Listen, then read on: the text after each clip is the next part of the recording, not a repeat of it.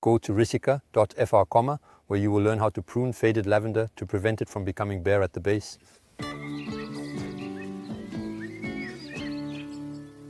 So to prevent a lavender from becoming bare, and that's the case here, you can see that the wood is almost completely bare, so it looks shabby like this.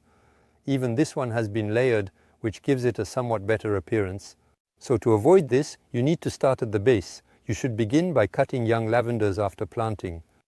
When your lavender is young, there are already some stems growing like this. So if we want to maintain this round shape, we won't wait, we'll cut it right from the start, whether it's a spring planting or even in the middle of summer. So we will remove all these stems.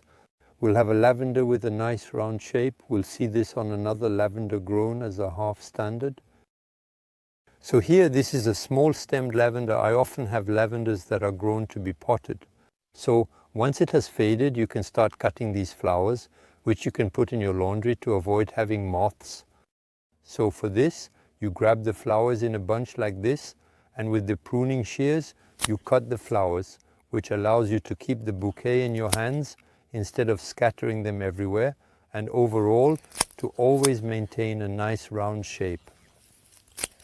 And you shouldn't wait until it is completely wilted to collect its flowers.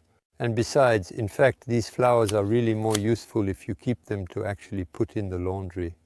Pick them earlier in the morning because the fragrance stays inside. In the evening, there is already less fragrance that can be captured in your laundry, so we cut it. This way, you remove all the flowers. And once you are done, if you want to maintain the rounded shape, at that point you use the hedge shears to make it as round as possible. There you go, all around to have a nice ball shape. You can trim just a little bit, not too much. You should never go too low with lavender because you risk killing it. Lavender is pruned. Next spring there will be new shoots, and even before fall there will already be new shoots.